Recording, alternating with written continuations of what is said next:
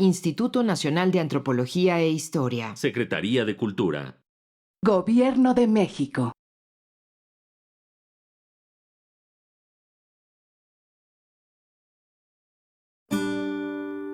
Su sustancia está hecha de evocación, recuerdo, rememoración y de lo que toma del porvenir. Porque es una parte fundamental de nuestra identidad. Somos nuestra memoria. El programa del INAH que nos lleva de viva voz con los especialistas. Muy buenos días, esto es Radio INAH. La Secretaría de Cultura y el Instituto Nacional de Antropología e Historia los invitan a acompañarnos en una emisión más de la serie Somos nuestra memoria.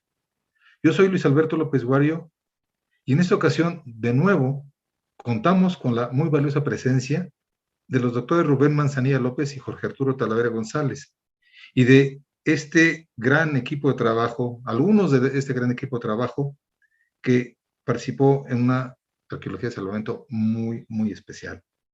Ellos son Alberto Frutos Andrade, Edgar Augusto Leal Hernández y Alejandro López Jiménez. Este grupo de trabajo, comandado por Rubén Manzanilla, realizó las labores arqueológicas en el Arqueología de Salvamento en el Aeropuerto Internacional de Santa Lucía, Estado de México. Esa es la segunda parte del programa El AIFA, mamuts y mucho más. Bienvenidos de nuevo. Alejandro López Jiménez es egresado de nuestra querida Escuela Nacional de Antropología e Historia y hace algunos años él hubiera estado en una, bueno, y supongo que no recibiste cursos específicos sobre megafauna. Es algo que te fuiste formando con la práctica. Porque, y es algo que se ha comentado, pues sería conveniente recuperar, más bien impulsar una especialización en este tipo de fauna, por todo lo que está implicando, su forma de registrarla, su forma de recuperarla, la forma de identificarla, su preservación y posteriormente su identificación. Es una labor muy, muy compleja y que, insisto, pues desde 1986 la tiene como una labor en el Instituto de Antropología. Pero Alejandro, además de toda esta identificación y que tuviste que conformar un equipo que te apoyara a ti como coordinador de la restauración paleontológica,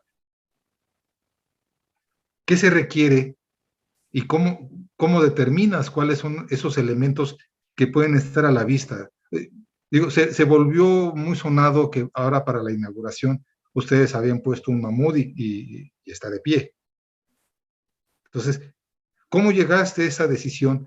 Porque hay pocos elementos, pocos mamuts o poca fauna pleistocénica que esté a la vista. Había en el Museo de Geología de la UNAM, en alguna estación del metro se puso uno, pero realmente no hay muchos elementos de estos. ¿Cómo le haces para decidir? ¿Cómo le haces para conservarlo? Porque además no es, pues ya tienes aquí el resto y pues lo vamos a poner y ya está, ¿no? Además de las cuestiones legales que implica, ¿no? Poner un bien patrimonial a la vista, ¿no? Sí, bueno, tal como lo dices, yo diría que mi llegada al ámbito de la paleontología fue un tanto accidental. Yo fui a una práctica que no me tocaba cuando estaba en cuarto semestre, donde excavaron un mamut. Y el doctor Joaquín Arroyo era quien estaba a cargo de ese proyecto, junto con el doctor Ramón Viñas, que era un gran profesor que estaba en este momento en la ENA todavía. En fin, yo cuando llego a esta excavación me doy cuenta que pues me gusta y que sobre todo hay pocos arqueólogos involucrados con el tema de la paleontología. La paleontología de fin del Pleistoceno, y aquí me voy a permitir un poco complementando lo que decía Edgar hace rato, ¿no? Nosotros estamos hablando de que Santa Lucía tiene una población que consideramos que corresponde al periodo del final del Pleistoceno. Esto es más o menos hace 40,000 años a 11,700 años. Digamos que es el momento en que como convención, se establece el fin del Pleistoceno, ¿no? El Pleistoceno es la última era geológica que conocemos, y el fin del Pleistoceno está marcado como lo decía Edgar, por esta era de hielo o por esta glaciación. Los periodos glaciales conocemos que son o que han sido periódicos a lo largo de la historia de la Tierra. Y en los últimos 400,000 años conocemos al menos 4 glaciaciones muy bien, a partir de los estudios de suelos, de glaciares, etc. Entonces, la última glaciación que pues sabemos por algunos datos que se tienen en diversos sitios en América, que tuvo su máximo glacial, esto es, el momento o el evento más frío, el momento más frío de la Tierra durante esta glaciación, se conoce como máximo glacial.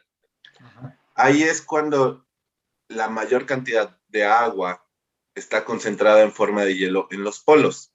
A esto se debe también lo que mencionaba Edgar del cambio en la temperatura y en las condiciones generales del medio ambiente en el planeta. Entonces, nosotros hablamos del fin del Pleistoceno, ¿no? Es este periodo que para la arqueología está muy lejos, porque como ya se dijo también, es el momento en que sabemos que sí hay pobladores ya en América, pero que están apenas, digamos, entrando y distribuyéndose a lo largo del continente, ¿no? Están haciendo este proceso de migración, conociendo el continente, y que sabemos también que en algunas localidades hay interacción con la fauna. Y de ahí también que conozcamos la presencia humana tan importante para este periodo. Pero para la arqueología de pronto está muy lejos, es decir, los arqueólogos dicen, no, ¿para qué voy a estudiar eso si tengo las pirámides tan bonitas de Monte Albán y de Chichén y el Templo Mayor, etcétera? Y para los geólogos, o bueno, biólogos que se forman en paleontología, esto está muy cerca, es decir, si a un paleontólogo le dices, es que yo estudio la fauna del Pleistoceno, pues te dice, sí, eso es muy reciente, eso pasó ayer, ¿no? Entonces, está justo en esa línea la paleontología de los animales pleistocénicos, o de estos grandes mamíferos, está en esa línea entre lo muy viejo para la arqueología y lo muy reciente lo muy viejo para la arqueología y lo muy reciente para la paleontología, ¿no? Porque México, afortunadamente, es un sitio que tiene montones de localidades paleontológicas que van, no sé, o sea, es decir, tenemos toda la historia de la vida en la Tierra, al menos hasta 100 millones de años atrás. Entonces, en materia de paleontología hay muchísimas localidades que son muy atractivas. Entonces, digo, esto un poco también para mencionar que hay pocos arqueólogos que están involucrados. Afortunadamente, este proyecto tuvo ese beneficio para el gremio de la arqueología, que es permitir que hubiera más de 30 excavaciones simultáneas en algún momento de megafauna, donde arqueólogos, muchos de ellos recién egresados, tuvieron la oportunidad de familiarizarse con estos depósitos y de hacer un trabajo pues contundente también en el tema de la exploración de la localidad paleontológica, que para este momento es la localidad paleontológica más grande de México. Cuando digo más grande me refiero a la más extensa. Entonces, en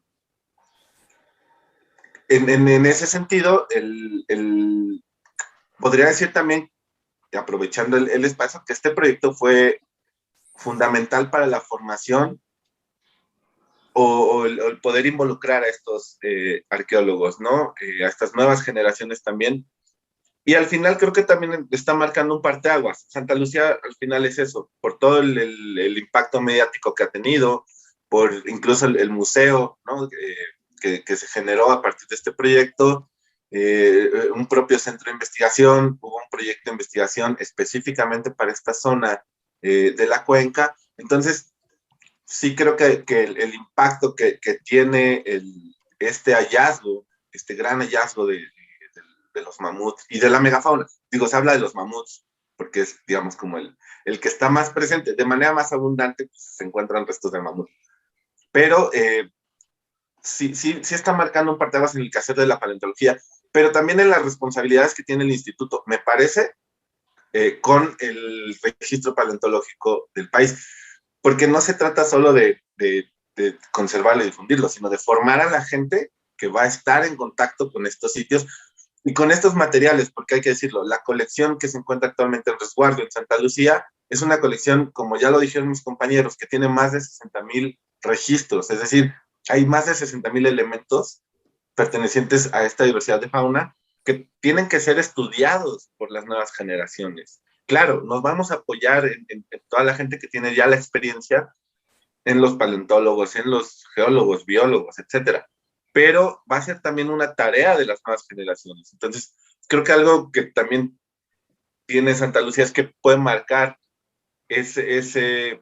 o puede reforzar ese compromiso que debe haber con desde las instituciones que están formando a las nuevas generaciones de arqueólogos, ¿no? Porque, bueno, siendo el INAH el que tiene, digamos, la responsabilidad, pues creo que los arqueólogos que laboren ahí son los que también tendrían que estar formados para enfrentarse a estos depósitos. Lo ha dicho el doctor Manzanilla en otro foro, lo dijo muy bien. Hoy la verdad es que mi respeto, Rubén, como de los grandes actores, te has hecho un lado en el escenario para que participen. Al final, de todas formas, me gustaría escucharte. Lo ha dicho Rubén, lo ha dicho Arturo con sus actos, con sus procesos, que pues lo que él llama bioarqueología, esta área que la ha impulsado en la Escuela Nacional de Antropología e Historia, y lo ha dicho Alberto, lo ha dicho Edgar, lo has dicho tú de una forma muy certera, y que les digo, suscribo con ustedes esta petición. Si es una labor del instituto, si es una labor que el instituto tiene que desarrollar, pues nada mejor que tener a personal capacitado. La capacitación que ustedes sufrieron, y lo dijiste de una manera muy directa y me agradó mucho, fue muy humano.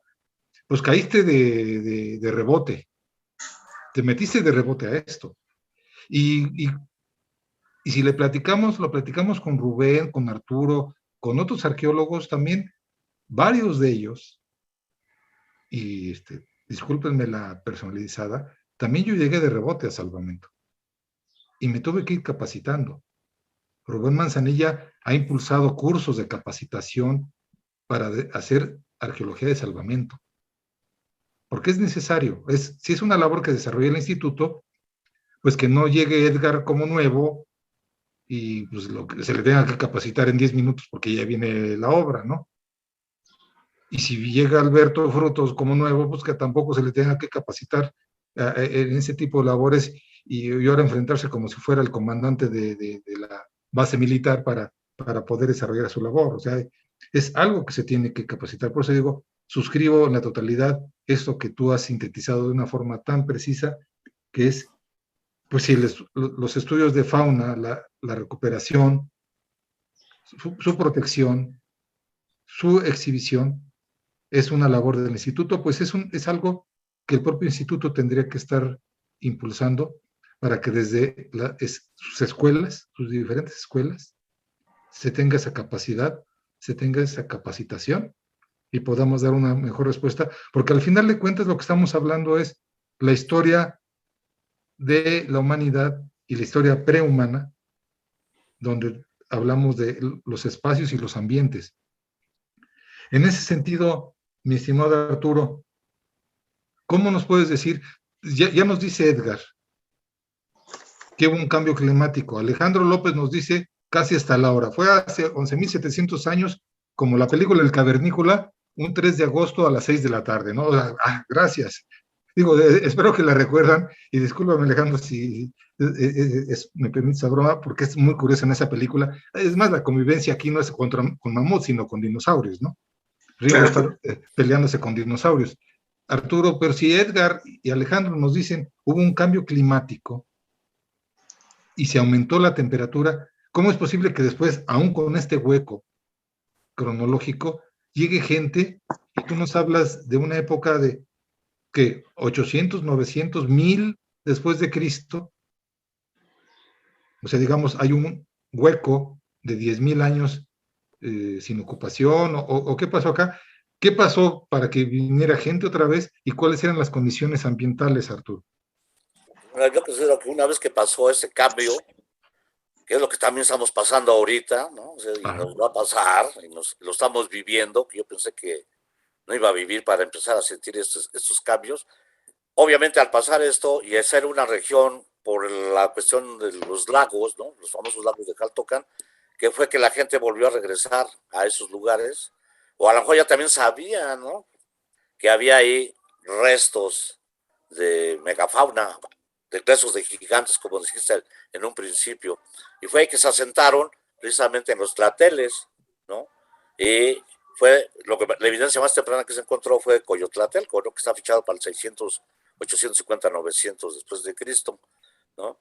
Y las condiciones pues fueron óptimas porque esa gente logró sobrevivir ahí, ¿sí? O sea, la edad, pues la edad más o menos promedio de la gente que moría, como me dijiste, tu esperanza de vida. En las mujeres por lo general siempre es más temprano. ¿Por qué? Por las cuestiones que la mujer sufre desde el embarazo, la menstruación, la lactancia, destetes, problemas posparto, ¿no? Las mujeres por lo general en México hispánico fallecían a edades más tempranas, ¿no? Los hombres sí llegaban a ser mayores, ¿no? En este caso se está comprobando con los materiales que tenemos tanto de los 3 sitios. Tenemos, digo, materiales que llegan, bueno, entierros que llegan a tener probablemente 40 o mayores de 40 años, ¿no? Entonces, se dedicaban, ¿qué? Pues a la cuestión de la pesca, ¿no? De cuestiones ahí del agua, de las lagunas.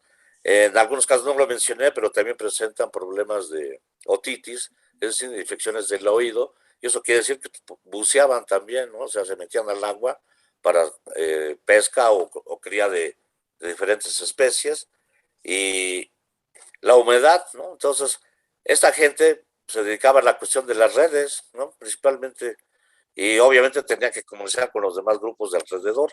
Entonces, es interesante esta cuestión porque los entierros nos están diciendo cosas que no se habían reportado en otros sitios, o a lo mejor sí están, pero la gente no los ha visto, ¿no?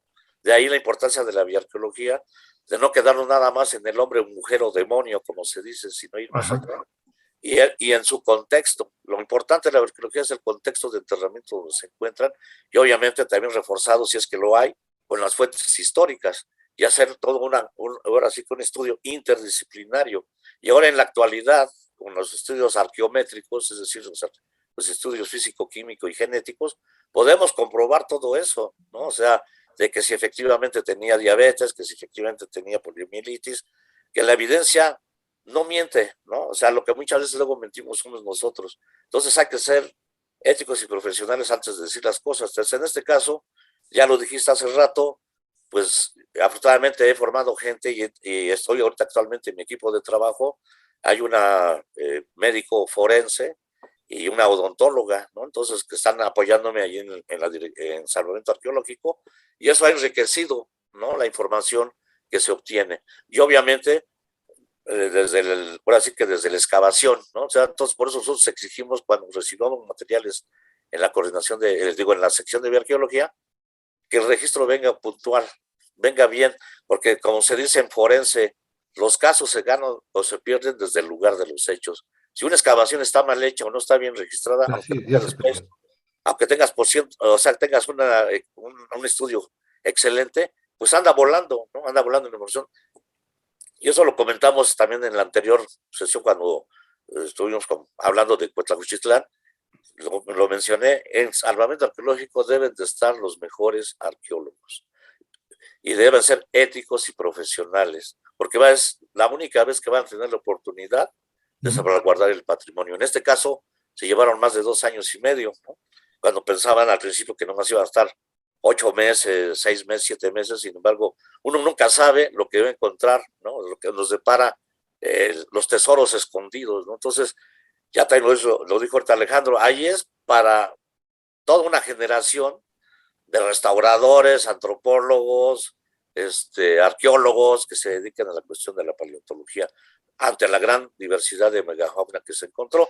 Acá con los restos humanos van a salir cosas bien interesantes. Estamos en proceso y todo esto no debe de quedar, digamos, en una plática como ahorita, ni en una ponencia, no debe ser publicado, porque es otra de las cuestiones que tiene la institución, el proteger, estudiar y divulgar el conocimiento, ¿no? Así es, así es. Por eso le damos las gracias a Radio INA, la voz de Lina, porque nos da este foro, esta oportunidad. Lo decía al principio, Alberto Frutos, Alejandro López, Edgar Leal, pues capaz que en mi ignorancia, pero tengo entendido que es la primera vez que están compartiendo los micrófonos de Radio INA. Y pues esta oportunidad, como bien dice nuestro querido Arturo Talavera, pues vamos a ampliarla para que tengan esta, que no nomás es una obligación legal, sino es una necesidad social, que la información que ustedes tengan se difunda. Ahora nos están platicando detalles de cómo murieron todos estos animales, cuáles eran las condiciones, qué se requiere para poder exhibir, qué se requiere para poder comunicar y qué se requiere para poder estudiarlo como para más adelante. Arturo, estamos avanzando hacia la fase final de este programa. Arturo Talavera, empiezo contigo. De todo esto, ahorita ya nos adelantaste algo, pero ¿cuál sería tu experiencia? Voy a permitirme una cosa. Arturo Talavera lo conozco desde fines de los 70s del siglo pasado. Ahí tuve el gusto de conocerlo, desde entonces establecimos una relación que por fortuna pues mantenemos muy afectiva, y es junto con Rubén Manzanilla y algunos otros, de los que han hecho arqueología a pie, antropología física a pie, que a partir de, con un hilo pueden, como MacGyver, con una navajita componen una central nuclear, o sea, tienen esa capacidad de con pocas cosas tener una información. No solo la tecnología, entonces, Arturo, no es que tengamos implementos tecnológicos, sino tener una idea. ¿Estás de acuerdo conmigo? Totalmente de acuerdo. Yo soy de la vieja guardia y siempre he dicho que yo soy de bulbos, ¿no? O sea, ahora los chavos son de microchip, nanochips y lo que sea. Pero es como si no tienes la base, si no tienes ahora sí el sumar de 2 más 2 son 5, sí. Las generaciones nuevas que hacen, un niño si no le enseñas a razonar, no le enseñas a pensar, ¿qué es lo que hace? Se va al teléfono, ¿no? Y a la calculadora. Entonces, la tecnología sirve para que hagas más rápido tu trabajo y lo hagas mejor, pero la máquina no se maneja sola, tú tienes que de razonarle y decir qué es lo que quiere obtener de estos individuos. Actualmente, ya lo dijiste, nos fechamos porque entramos casi juntos a Salvamento, allá a finales del 78, 79. Rosita Peña Gómez, mi mentora, ¿no? Rosita Peña Gómez decía que la antropología física, de las 7 disciplinas antropológicas, era la más científica y la más certera. ¿Y por qué decía eso? Porque se basaba en las matemáticas, o se basa en las matemáticas, es decir, la medición, la osteometría o la craniometría. Y ahí se quedaba, pero no, ahora ha evolucionado esto, y cuando uno le decía, profesora, mire, tiene poliomielitis, no, tú no eres médico. Oh, esta tiene un síndrome, no, tú no eres genetista.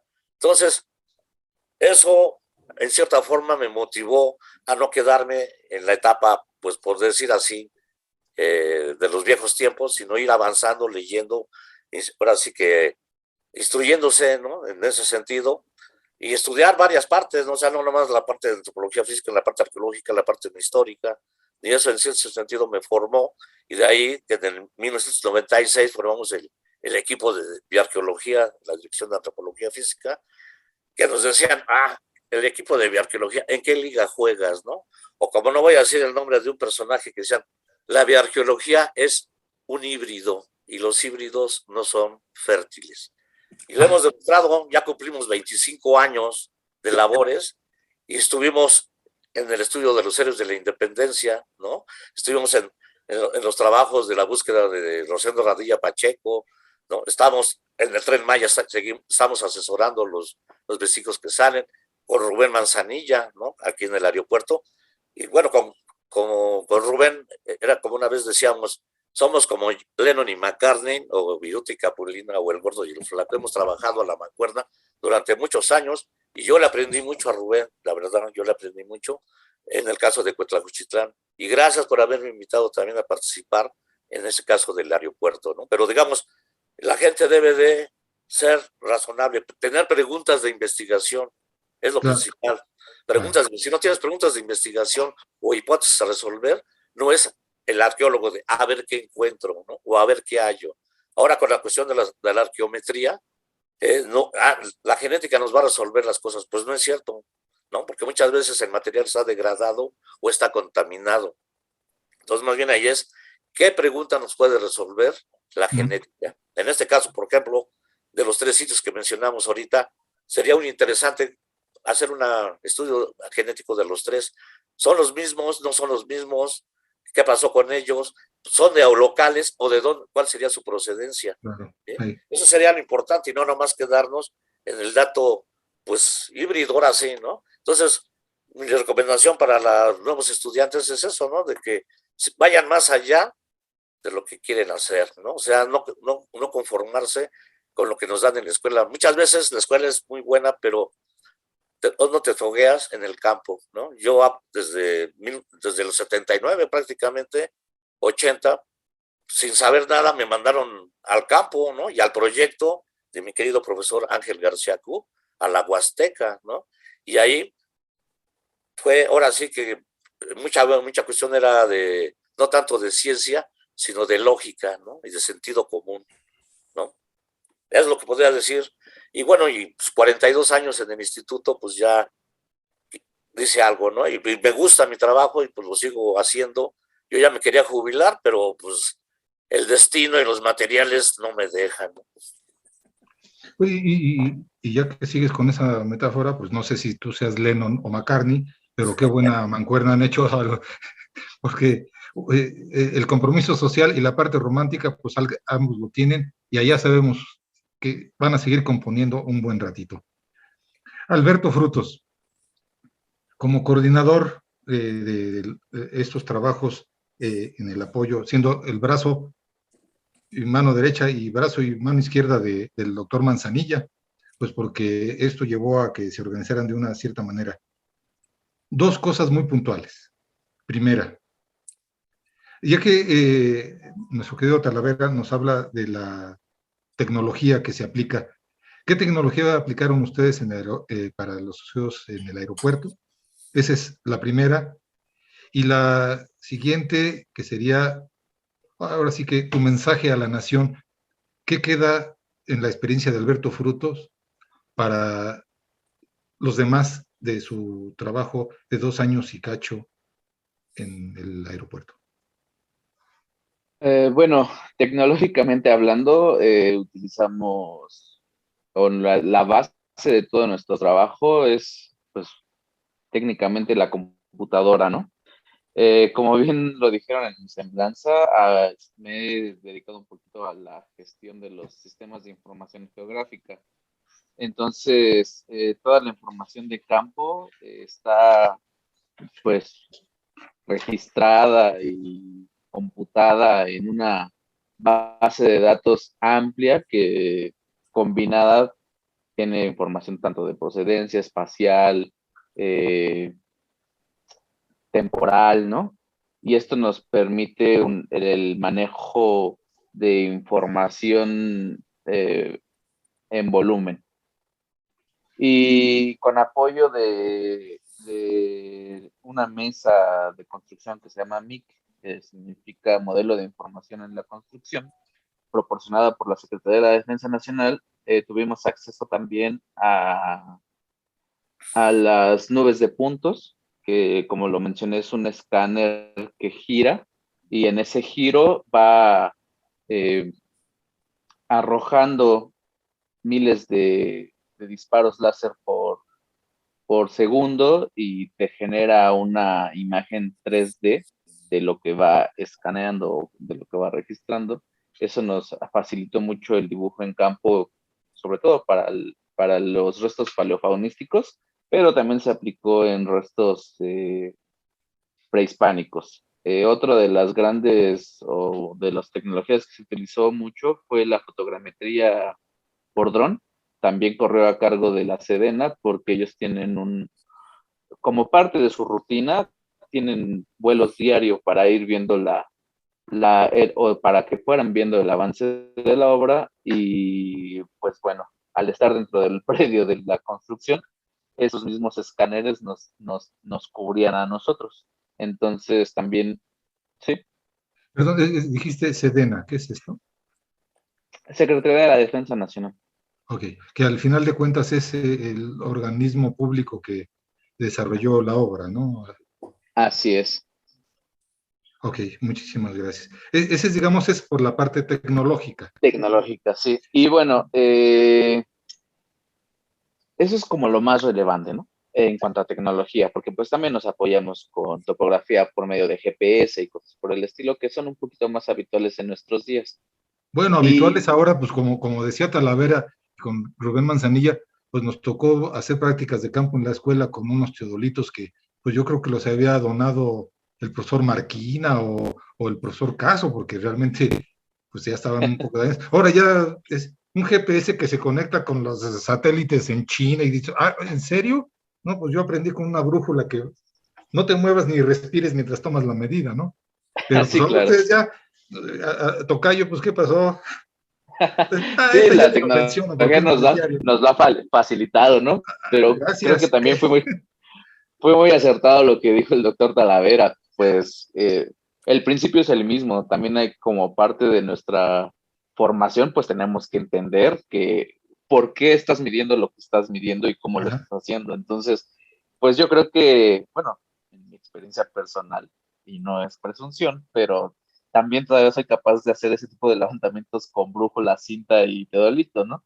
Ajá. Porque justamente es lo que dijo el doctor Talavera, no se trata nada más de aplasta el botón, sino entiende qué estás haciendo y por qué lo estás haciendo. Sí. Y bueno, para cerrar la segunda parte de la pregunta, no puedo hablar o no quiero hablar como individuo. Creo que el aporte del proyecto fue, eh, pues, muy significativo para la arqueología nacional y sobre todo para la arqueología de esta región. Porque algo que yo he mencionado en otros medios y con personas que platico es que, bueno, la base aérea de Santa Lucía está desde los 40 en funcionamiento como zona militar y como base aérea. Entonces, esto restringió mucho el acceso al predio, que en su momento era de 3,000 hectáreas. Todos los que trabajamos en la arqueología conocemos el proyecto de Jeffrey Parsons, un arqueólogo norteamericano que se dedicó a caminar la cuenca de México en los 60 y pues que registró muchos de los sitios que conocemos y algunos que ya no conocemos porque desaparecieron con el crecimiento urbano. Y bueno, Parsons no tuvo acceso a la base aérea de Santa Lucía, entonces es un hueco grande Es, que ha estado que estuvo en la arqueología mexicana desde hace mucho. Más cerca, en los 80s y hasta la actualidad, la arqueóloga Elizabeth Bromfield trabajó pues aquí en Jaltocán, que lo teníamos a un lado de la base aérea, y estudiantes de ella pues hasta la fecha han seguido haciendo exploraciones, pero nunca pudieron entrar a la base aérea de Santa Lucía. claro. Entonces, la pequeña ventana que tuvimos nosotros es eso, que si bien había actividades de adiestramiento al interior del predio, pues tampoco es que estuviera construido. Entonces pudimos recuperar de primera mano materiales arqueológicos que en la región no habían estado como tan eh, trabajados, porque para el caso de Jaltocán, pues se sabía de la ocupación posclásica temprana, posclásica tardía, pero hacia el epiclásico y el clásico, pues se tenía muy, muy, muy poca información. Y los materiales que también recuperamos aquí en Santa Lucía rompen un poquito con lo esperado, porque estamos cerca del área de Tula y materiales toltecas no tenemos tantos para ese periodo. Entonces, todavía son análisis que tenemos que pues detallar como para hablar ya un poquito más extenso, pero ese es para mí el gran aporte del proyecto y de lo cual me siento bastante orgulloso de haber estado, pues haber tenido la oportunidad de participar en él, que abre esa ventana que también se cierra porque al momento de convertirse en un aeropuerto internacional y cuestiones de seguridad nacional, pues muy difícilmente van a entrar otra vez arqueólogos con la libertad que nosotros entramos, ¿no? Básicamente caminamos todo ese predio, ¿no? También lo excavamos, lo vivimos, y pues ya difícilmente alguien va a tener la oportunidad mientras exista el aeropuerto y la base militar. Ustedes pisaron, después de los mamuts y estos grupos humanos que estuvieron por ahí en la época prehispánica, ustedes pisaron, y con mucho orgullo, como dices, este lugar que ahora es visitado y es utilizado a nivel internacional para comunicar a nuestro país. Así es que felicidades por ese orgullo, felicidades por el logro. Gracias. Edgar, tu experiencia, ¿qué le dirías? Ya no los arqueólogos, ya no los investigadores, sino tienes la oportunidad de dar un curso o tienes la oportunidad de dirigirte a los funcionarios. ¿Qué le dirías a las grandes autoridades del país y a nos escuchas? ¿Qué se tiene que hacer para desarrollar de mejor manera los trabajos arqueológicos? Es complicado, porque justo todos lo sabemos, ¿no? Hemos trabajado en salvamento y creo que lo mencionaste hace rato.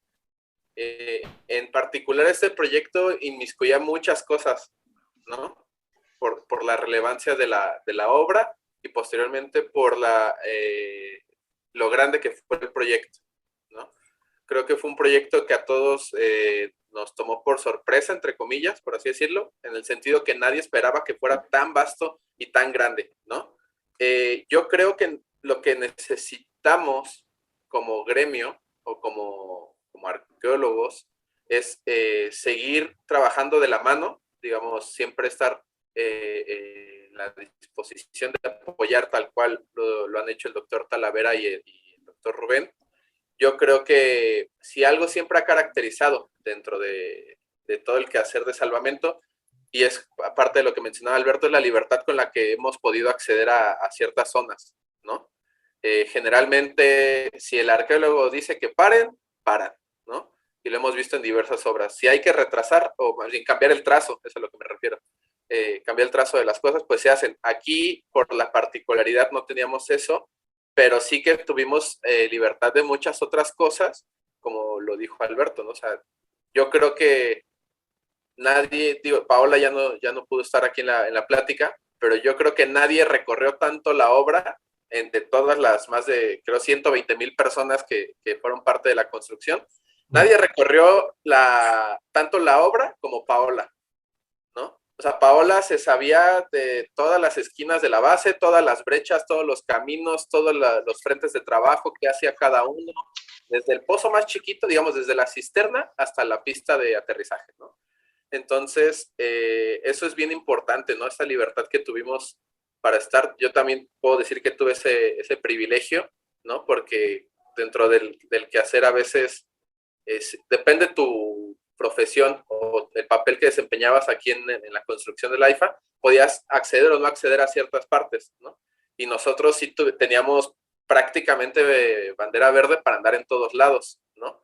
Bancos de materiales, toda la parte. O sea, vimos crecer del aeropuerto desde la primera viga hasta que aterrizó el avión, ¿no?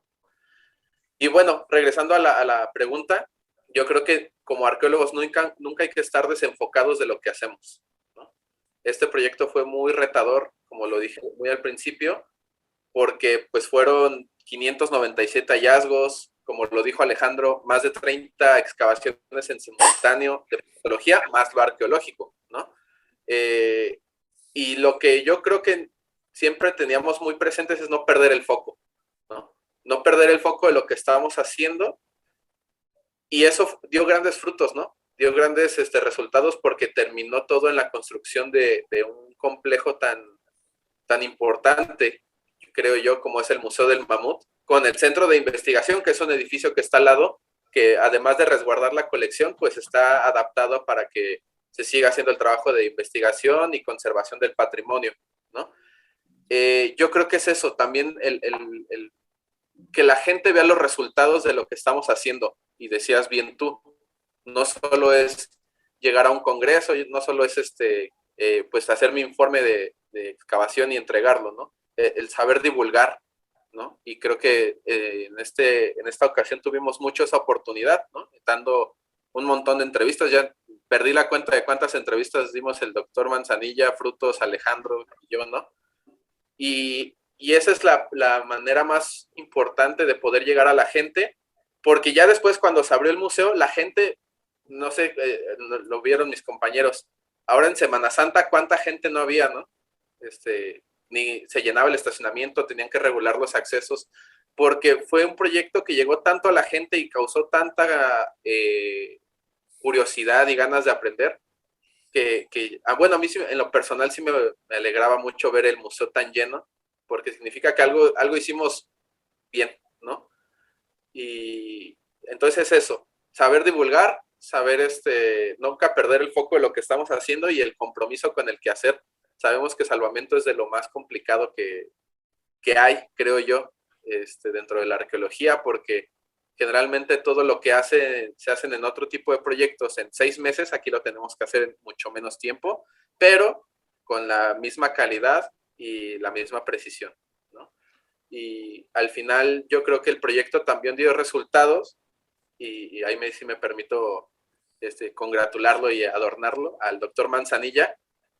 Parte de este equipo lleva, ¿qué? 5 o 6 años juntos, ¿no? Sí.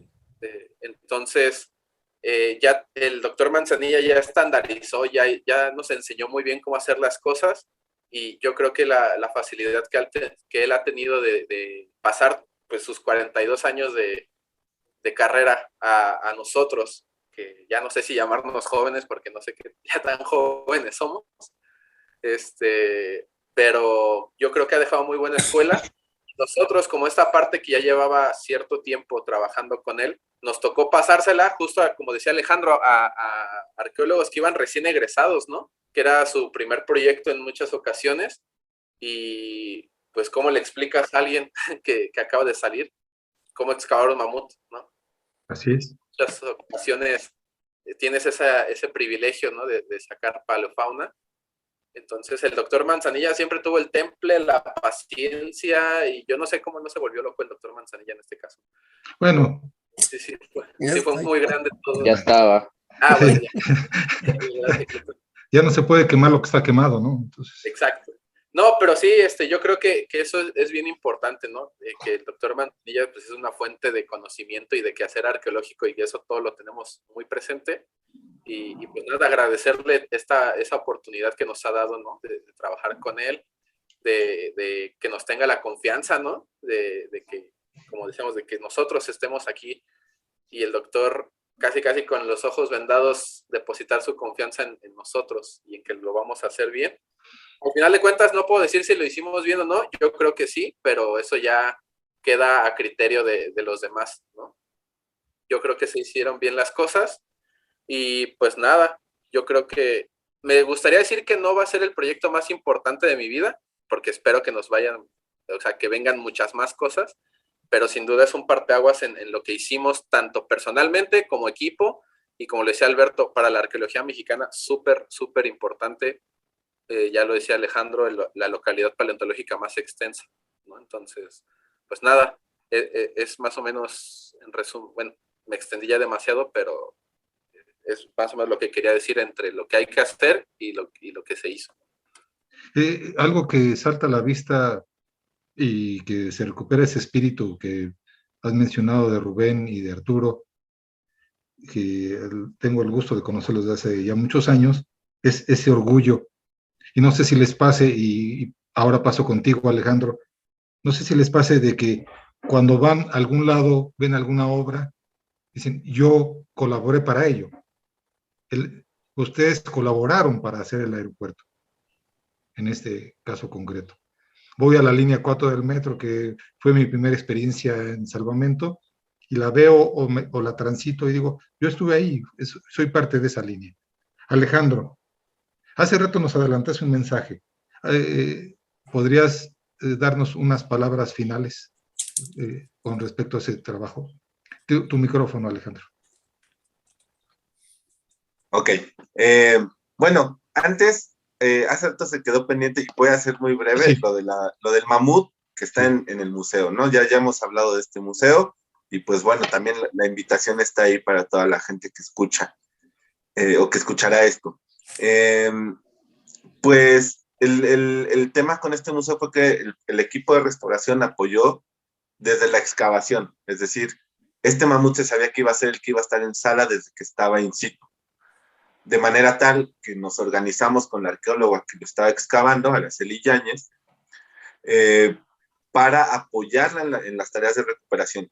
Este mamut es, digamos, el único que fue directamente del sitio a las mesas de trabajo. Entonces, no estuvo resguardado, fue directamente a las manos del equipo de restauración, se estabilizó y bueno, se hizo el montaje de la mano también con la empresa que lo trabajó, porque finalmente, al ser huesos o bueno, materiales originales y parte del patrimonio paleontológico, pues, digamos, cayó también en el equipo la responsabilidad de que durante el montaje no se afectara ninguno de los materiales, y no solo con el mamut, sino con todas las piezas originales que están dentro de las salas del museo, ¿no? Entonces, bueno, y aquí, pues, también, como ya lo dijo Edgar, creo que hubo un momento, fue justo en estas semanas de vacaciones que llegó a tener, me parece que 15,000 visitantes en un día el museo. Y sí hay una satisfacción ahí muy, muy grande porque eso, o sea, más allá de la gente que si va por morbo, que si va porque le interesa, que si vio en las noticias y quiere ver si es cierto que hay mamuts, pero por alguna razón, o por varias, o por las razones que sean, más bien la gente está llegando a este museo, que también es un museo muy importante, porque es un museo que está dedicado completamente a la fauna del Pleistoceno tardío, pero que también yo creo que rinde un homenaje justo a la gente que estuvo participando en este proyecto. Y no me refiero a nosotros como arqueólogos. Hay mucha gente, digamos, toda la gente que tuvimos de apoyo. Yo recuerdo un día que tuvimos la oportunidad de abrir las puertas del museo para ellos y sus familias. Fue un día bastante, pues, emotivo, porque la gente también que estuvo participando en las excavaciones, de pronto desde que llegan y dicen, ah, yo excavé ese mamut, o yo ayudé a sacar esa mandíbula, o yo preparé tal cosa. Entonces, también ver cómo la gente se identifica a través de las piezas que están exhibidas en el museo y de alguna forma cómo se las apropian, es decir, cómo se apropian ellos del patrimonio y hacen que tenga otro valor u otro significado para ellos, es muy interesante, ¿no? Es decir, más allá de la labor profesional que nosotros tenemos que hacer, ver cómo la gente está revalorizando este tipo de patrimonio es bien valioso, ¿no? Eh, y estoy de acuerdo también en lo que decía Edgar, ¿no? Y Frutos también. Creo que los logros tienen alcances a diferentes niveles, ¿no? Desde este tema de las visitas al museo hasta el potencial, digamos, del centro de investigación y de la colección en términos de futuras investigaciones. Y a mí me gustaría decir algo, porque como también ya lo dijeron, ¿no? Es un equipo que estaba muy consolidado porque ellos llevaban tiempo trabajando con Rubén. Yo llegué a este proyecto, pues, sí, no siendo parte, digamos, de ese equipo nuclear. Yo tuve o bueno, pues, digamos, como yo conocía a Rubén por la trayectoria académica, porque, bueno, cuando yo entré a la ENA, él todavía daba clases en la ENA. Lo llegué a ver en algunas conferencias sobre arte rupestre y profesionalmente, o sea, sí puedo decir que me siento, pues, agradecido y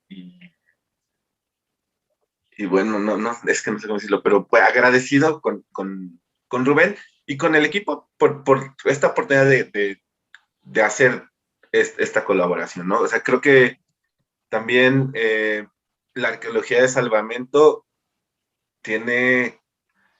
es como como el patito feo muchas veces, o yo así lo veía, porque mucha gente con la que yo, digamos, muchos profesionales de la arqueología con los que yo he estado relacionado, pues de pronto tienen a la arqueología de salvamento en un concepto que no entiendes hasta que estás ahí, y estoy de acuerdo con el doctor Talavera, ¿no? Creo que para estar en el salvamento necesitas mucho más que una formación académica, es decir, necesitas saber cómo funcionan las cosas en campo y tener la capacidad de resolver cualquier situación o cualquier problema que se presente, ¿no? Y creo que eso es algo que tampoco nos enseñan en la escuela, ¿no? O sea, yo sí puedo decir que eso le faltó a la ENA cuando yo estaba ahí. Enseñarnos, por un lado, que la arqueología de salvamento es algo que tienes que hacer casi siempre. Creo que para mucha gente es el primer contacto que tienen con la vida profesional. ¿Por qué? Porque la arqueología de salvamento tiene una oferta laboral también que es mucho más amplia que los proyectos de investigación. Entonces, mucha gente acude a la arqueología de salvamento. Y creo que, digamos, eso es lo que a mí me gustaría rescatar de toda esta experiencia. Es decir, sí, hay un montón de cosas que tienen que ver con la paleontología y tal, pero creo que este contacto ya tan de lleno con la arqueología de salvamento, ver cómo funciona un equipo que, como ya lo decían mis compañeros, es un equipo que está bien consolidado, pero que también finalmente se debe mucho al trabajo que hay detrás, ¿no? Y me refiero a toda la trayectoria y todo el profesionalismo que tiene Rubén Manzanilla. Entonces, finalmente él puso los cimientos de este equipo, ¿no? Y creo que poder hacer arqueología de salvamento teniendo tan buenos resultados, a pesar de lo que uno a veces escucha de la arqueología de salvamento, creo que es un gran privilegio también, ¿no? Y demuestra también lo bien que puede funcionar un equipo, a pesar de que haya tantas cosas en contra, ¿no? Como los tiempos, como incluso la autoridad, como lo decía Edgar, ¿no? A veces sabemos que la autoridad del equipo de salvamento llega al nivel de poder decir, por aquí no va a pasar la obra. Entonces, pues se cambia la trayectoria si es no sé, una línea de gas o una línea de transmisión eléctrica. Pero en estos casos había poca negociación, ¿no? Entonces también aprender a lidiar con estos temas y ver cómo se manejaba dentro del propio equipo es algo que a mí me dejó una gran experiencia, no solo profesional, sino también ya a nivel personal, ¿no? Alejandro, muchísimas gracias. Y lo vuelvo a decir, o sea, en sus participaciones, no tenía el gusto de conocerlos, pero en sus participaciones, Edgar, Alberto y Alejandro manifiestan no nada más este orgullo, es la satisfacción y el reconocimiento. Por eso mi pregunta final, mi petición final era a que hablaran acerca de sus experiencias. Para cerrar nuestras emisiones relacionadas con los trabajos arqueológicos en el Aeropuerto Internacional de Santa Lucía, Aeropuerto Internacional Felipe Ángeles, que se ubica al norte de la capital del país, en el Estado de México. Le pediría al coordinador de todo el proyecto, al doctor Rubén Manzanilla López, investigador del INA, pues ya por 43 años, Rubén.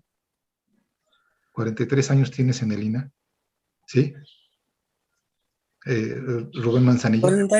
42 como Arturo. Más, okay. 42 años. Que nos dijeras algunas palabras en particular. ¿Cómo ves el salvamento? Hace no poco hablábamos de ello, me gustaría que lo retomaras y mandaras un mensaje final sobre experiencias en particular de lo que es el aeropuerto, la arqueología de salvamento en el aeropuerto Felipe Ángeles. Híjole, bueno, pues yo primero pues agradecer a todos los participantes y yo en un momento dado decía yo, es que esto es como ser entrenador de un equipo de fútbol, ¿no?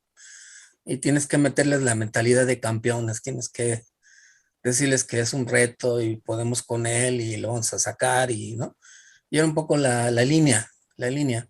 Entonces, el problema que se venía presentando, pues veíamos cómo se solucionaba y teníamos la satisfacción de que pues esto iba para adelante.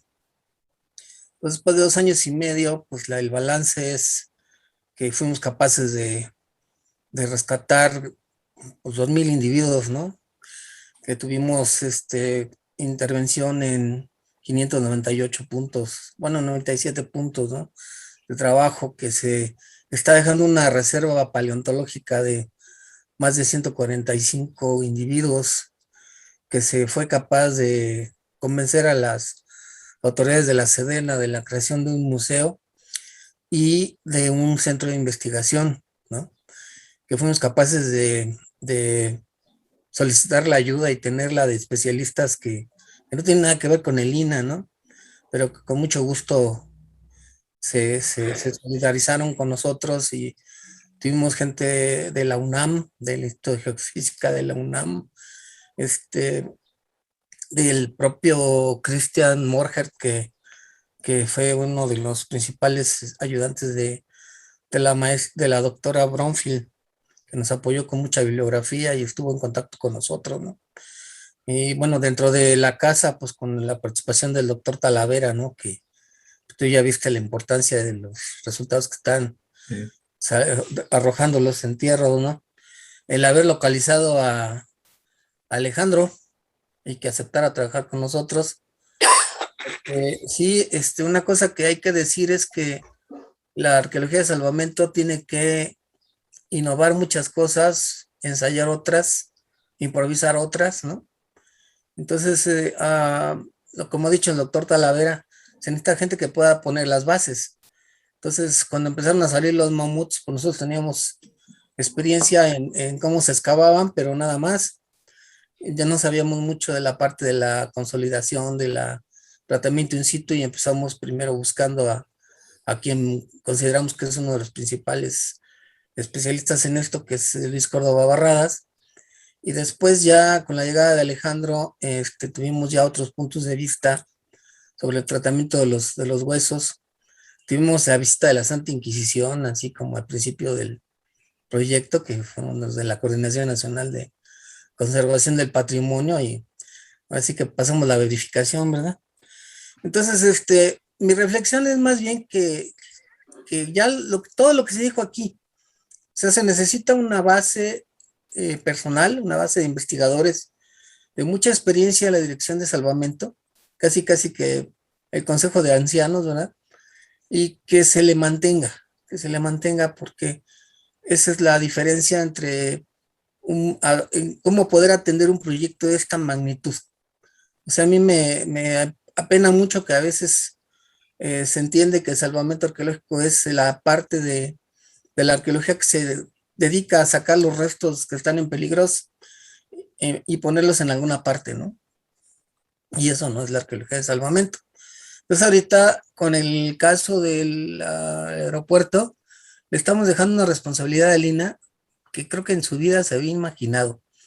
O sea, el centro de investigación, la colección, es para trabajar por décadas y no lo vamos a hacer nosotros. Tiene que el instituto buscar y adecuarse a qué va a hacer con todo este patrimonio que le salió de la nada y que era responsabilidad, como dice la ley, ¿no?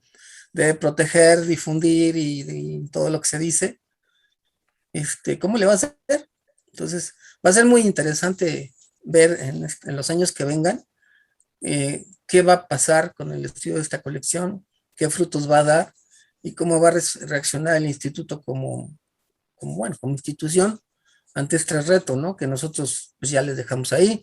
No voy a decir quién fue, pero una reunión de trabajo que tuvimos nos dijeron, ¿y a quién fue el que se le ocurrió lo de hacer un centro de investigación?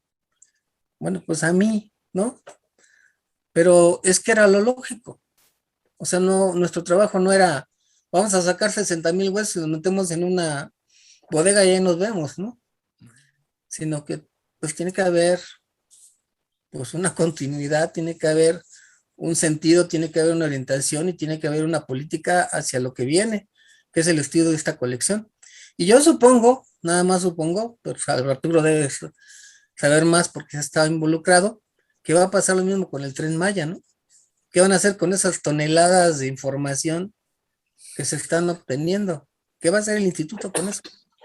Entonces, volviendo así como en un círculo, pues mi conclusión es, primero, que sí debe haber una muy buena base de investigadores en salvamento. Segundo, que esos investigadores transmitan su conocimiento a las generaciones que van viniendo y que esas a su vez sean los que puedan hacerse cargo de los trabajos de salvamento en otros lados, en otras partes del país, ¿no? Entonces yo creo que en ese sentido el AIFA fue una especie de escuela en donde todos aprendimos, todos aprendimos. O sea, yo en un momento dado dije, Dios mío, ¿dónde me fui a meter? O sea, pues, cuando íbamos en 22 mamuts todavía estábamos así como, jajaja, ya le ganamos a Luis Córdoba, ¿no? Pero cuando llegamos a los 500 decíamos, bueno, Dios mío, ¿qué vamos a hacer con esto? Entonces, pues ahí están los resultados, todavía no se acaba el proyecto, pero esperemos que lo que venga sea una respuesta institucional, pues a la altura de lo que fue el trabajo de salvamento y la recuperación de toda esta información. Y vuelvo a agradecer a todos los que participaron en el proyecto, todos aprendimos de todos, y además creo que nos pudimos leer bien, o sea, se daban los lineamientos y la gente los entendía muy bien, los aplicaba, y en su momento los especialistas que requerimos para que esto no se quedara nada más en estar sacando huesos, acudieron a ayudarnos desinteresadamente, y eso también fue una maravilla, pues, como para que este proyecto llegara a buen fin, ¿no? O sea, digo, me refiero al doctor Talavera, la doctora Ana Cacavari, a Christopher Morgan, al doctor Antonio Flores de los laboratorios de suelos de Lina, ¿no? Que así se portó maravillosamente con nosotros, y a los integrantes del otro proyecto, ¿no? Del norte de la cuenca de México, que bueno, pues también van a tener un papel muy protagónico en lo que viene cuando termine el trabajo de campo en Santa Lucía. Gracias, Rubén.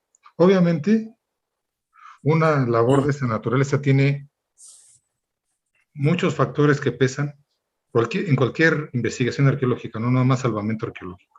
Cualquier investigación antropológica, histórica, pesan muchos factores, y pesan muchos los factores sociales, políticos, pesan los factores financieros, incluso hasta los técnicos. Por alguna razón el aeropuerto se decidió que no se terminara, no se concluyera en el área de Texcoco, donde se inició en el anterior sexenio, y que se hiciera en este. Hay razones técnicas, hay razones políticas, razones financieras. Ante todo este conjunto de razones, nuestros invitados de hoy, Alberto Frutos, Edgar Augusto Leal Hernández, Alejandro López Jiménez, Rubén Manzanilla, Arturo Talavera, nos han expresado cuáles son algunos, en muy breve, una entrevista que se ha prolongado en un programa que rebasó el promedio. Nos han platicado algunas de las cosas que han realizado, por qué las han realizado y qué se espera después de 2 años y medio de un proyecto que, como retomo esto que acaba de decir Rubén Manzanilla, es un proyecto que no ha terminado, y no me refiero a lo que vaya a surgir después de un centro de investigaciones, no, me refiero a este proyecto, y que como tal merece el apoyo, merece el respeto, para que esta investigación llegue a buen fin, culmine. En ese sentido, es que todas las aportaciones y propuestas que han hecho, pues es necesario que se evalúen, se tomen, se fortifique este quehacer, como dice Rubén, en esto que resultó ser una escuela. ¿A quién se le ocurre hacer una investigación arqueológica y paleontológica en este aeropuerto? Pues se le ocurrió a la sociedad en general, y desde la formalización de nuestro querido instituto en 1939, como una institución, órgano público que se dedica a preservar la memoria de todos los mexicanos, y como tal, pues tenemos que reforzar a nuestro instituto para que dé esos frutos esperados, y apoyando con cosas tan concretas como son más capacitación, más recursos, más actualización, creación de los trabajadores y capacitación en especialidades tan concretas como es lo que nos han dicho Alejandro, Edgar, Alberto, en cuestiones de fauna. Que las escuelas de Lina sean ese centro de formación para que el egresado no salga y se enfrente a esa realidad, como nos pasó Arturo, nos pasó Rubén, nunca nos enseñan a hacer salvamentos, nos enfrentamos a esa realidad con el desarrollo de nuestras actividades, llegando, como nos decía Alejandro, de forma por demás inopinada a estos quehaceres. La verdad es una satisfacción, un gusto haber escuchado ese orgullo, este privilegio que ustedes están narrando de los trabajos arqueológicos, paleontológicos en el Aeropuerto Internacional Felipe Ángeles, y sí, retomar todas sus experiencias. Muchísimas gracias, Edgar, muchas gracias, Alejandro, muchas gracias, Alberto, gracias, Arturo, de nuevo, gracias, Rubén, gracias a Radio INA que da este foro para que gente como ustedes que están enfrentándose a esta cotidianidad, y lo vuelvo a decir, enfrentándose a esta cotidianidad en un país que está en constante crecimiento, en constante desarrollo, y que ahora se enfrentó a condiciones tan adversas como es la pandemia que nos asoló y que nos ha causado tanta pena. Entonces, muchísimas gracias, Luis Alberto López Guario, en nombre de Radio INA. Finalizo esta emisión que fue posible por la generosa participación de los doctores Rubén Manzanilla López y Jorge Arturo Talavera González, de los arqueólogos. No contamos con su presencia por razones técnicas, de Paola Hernández Escobedo, pero contamos con Alberto Frutos Andrade, Edgar Augusto Leal Hernández y Alejandro López Jiménez. Muchísimas gracias, felicidades, y esto que ustedes han recuperado, que tenga estos frutos y que no solamente sea que la gente vaya a utilizar el aeropuerto por sus necesidades, sino que vaya a entender cuál es este pasado tan enorme que nos nutre como nación, y aunque sea un recurso que nos nutre como mexicanos y como seres humanos de este planeta. Muchísimas gracias, felicidades Arturo, Edgar, Alejandro, Rubén y Alberto. Muchísimas gracias. Gracias. Gracias. Gracias a ustedes. Gracias. Cuídense mucho y a todos. Gracias a nuestros escuchas por su atención. Les sugerimos consultar más de nuestra producción a través de www.radio.ina.gov.mx y de nuestras distintas plataformas digitales en YouTube y Spotify. En la producción, la Coordinación Nacional de Difusión a través de la Dirección de Producción Audiovisual con Ana Galicia al frente, y en la subdirección de Radio INA, Gabriela Marentes Garza. La realización y grabación, Evanibaldo Aldo Morales Ellis, edición Rubén Martínez, el apoyo de Marta Hernández, Paula Bedoy y Jerónimo Cuevas. Yo, Luis Alberto López Guario, les mando un saludo y vamos a cuidarnos mucho. Muchas gracias a nuestros invitados y gracias a ustedes por seguir las emisiones de Radio INA. Un abrazo, hasta la próxima. Las opiniones y comentarios aquí expresados son de entera responsabilidad de quienes proporcionan la información y no representan necesariamente las opiniones de Radio INA ni comprometen el pensamiento editorial del Instituto Nacional de Antropología e Historia. Instituto Nacional de Antropología e Historia. Secretaría de Cultura. Gobierno de México.